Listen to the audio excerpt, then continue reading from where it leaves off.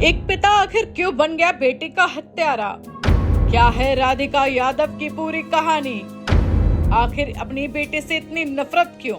हरियाणा के होनहार टेनिस खिलाड़ी राधिका यादव के साथ हुए मामले ने पूरे देश को झकझोर कर रख दिया है। एक बेटी जिसने मेहनत से नाम कमाया, उसके पिता ने ही उसकी जान ले ली। इस दर्दनाक वारदात के बाद एक और आरोपी पिता गिरफ्तार हो चुका है, तो दूसरी ओर राधिका की मां अब तक गुरुग्राम पुलिस को लिखित बयान देने से भी कतरा रही है। अब सवाल उठ रहा है कि क्या वाकई एक बाप अपनी बेटे से इतना नाराज हो सकता है कि वह उसकी जान ही ले ले?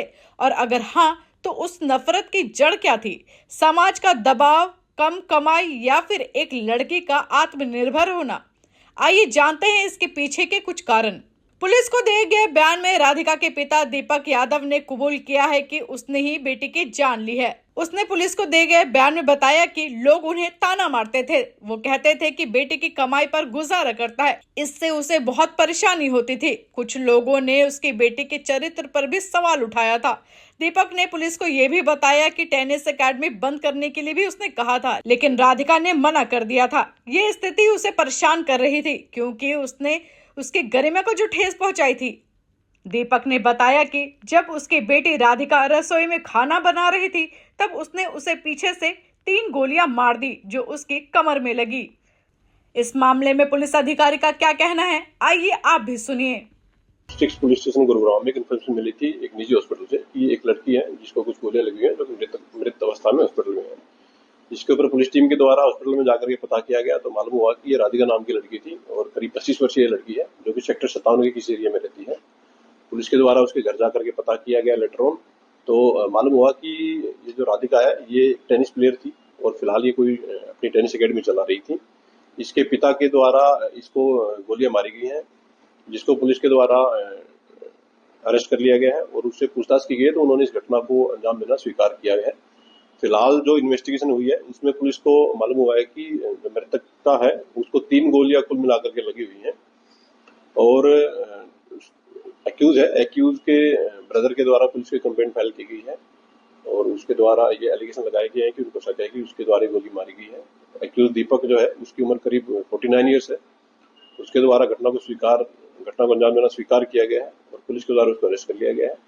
स्पॉट पर पुलिस की सीन ऑफ क्राइम की टीम के द्वारा विजिट किया गया है। फिलहाल तक इन्वेस्टिगेशन में ये सामने आया है कि मृतका को 3 गोलियां कुल मिलाकर के लगी हुई हैं। जो रीजन है घटना के पीछे, उसमें फिलहाल तक जो पाया गया है कि ये जो राधिका मृतका थी ये कोई टेनिस एकेडमी अपनी चलाती थी, जिसको लेकर के इसके पिता नाराज थे और उन्होंने इसको कई बार बोला था कि ये एकेडमी न चलाए और इसी नाराजगी के चलते इन्होंने गोली चला करके हत्या के वारदात को अंजाम दिया गया है। किस लेवल की टेनिस प्लेयर थे और कब से ये एकेडमी चला रही थी? जो मृतका है वो एक नेशनल लेवल की प्लेयर थी और पिछले काफी समय से ये अपनी टेनिस एकेडमी चला रही थी। जो घटना को जो अंजाम दिया गया है वो एक लाइसेंसी वेपन से उनके द्वारा अंजाम दिया गया है। लाइसेंसी वेपन को पुलिस के द्वारा स्पोर्ट से रिकवर भी कर लिया गया है। फर्दर जो केस है उसकी इन्वेस्टिगेशन पुलिस के द्वारा इसमें की जा रही है। किसके नाम ये रिवॉल्वर का लाइसेंस और ये दीपक करता क्या है? ये जो एक्यूज बेसिकली इसका कोई किराए का काम है और इसी से इसका जीवन यापन चलता है। वेपन है वो लाइसेंसी है और फिलहाल जो केस की इन्वेस्टिगेशन उसमें की जा रही है कि किसके नाम से ये वेपन है। फिलहाल तक जो पाया गया कि दीपक के नाम से उसने बताया कि उसी के नाम से ये वेपन है। पुलिस के द्वारा डीप इन्वेस्टिगेशन इसमें की जा रही है। जैसे जैसे फैक्ट इन्वेस्टिगेशन में सामने आएंगे पुलिस उसके अकॉर्डिंग अपनी कार्रवाई इसमें जारी रखेगी। कितने बजे की घटना है और उस वक्त घटना के वक्त कौन मौजूद था? अभी तक जो इन्वेस्टिगेशन है उसमें सामने आया कि ये घटना करीब सुबह 10:30 बजे की है और जो एक्यूज है उसके ब्रदर हैं कुलदीप, उनको वो इसी मकान में ग्राउंड फ्लोर पे रहते हैं और जो एक्यूज है और उसकी फैमिली थी वो फर्स्ट फ्लोर पे रहती थी।